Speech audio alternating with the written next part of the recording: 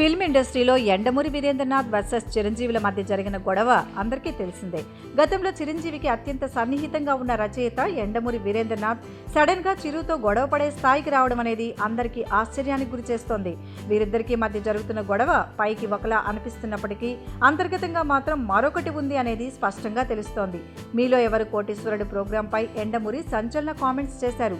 మీలో ఎవరు కోటీశ్వరుడు ప్రోగ్రాం పేరుతో ఘోరమైన మోసం జరుగుతోందని, చాలా మంది పేదవాళ్లు కూడా నష్టపోతున్నారని, దీనికంటే లాటరీ టికెట్ కొనడం మేలు, లాటరీలను బ్యాన్ చేసిన ప్రభుత్వం ఇలాంటి గ్యాంబ్లింగ్ ప్రోగ్రాంలను కూడా బ్యాన్ చేయాలని యండమూరి ఆగ్రహం వ్యక్తం చేశారు.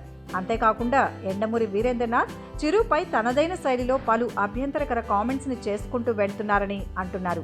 ఈ విషయం తెలుసుకున్న మెగాస్టార్ చిరంజీవి యండమూరి వీరేంద్రనాథ్ కి వార్నింగ్ ఇచ్చారని తెలుస్తోంది.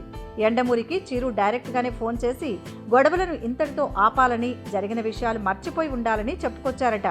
సమాజంలో పెద్దవారిగా ఉన్నాం కాబట్టి అందరికీ ఇద్దరం ఆదర్శంగా ఉండాలనే ఉద్దేశంలో మెగాస్టార్ చెప్పుకొచ్చారట.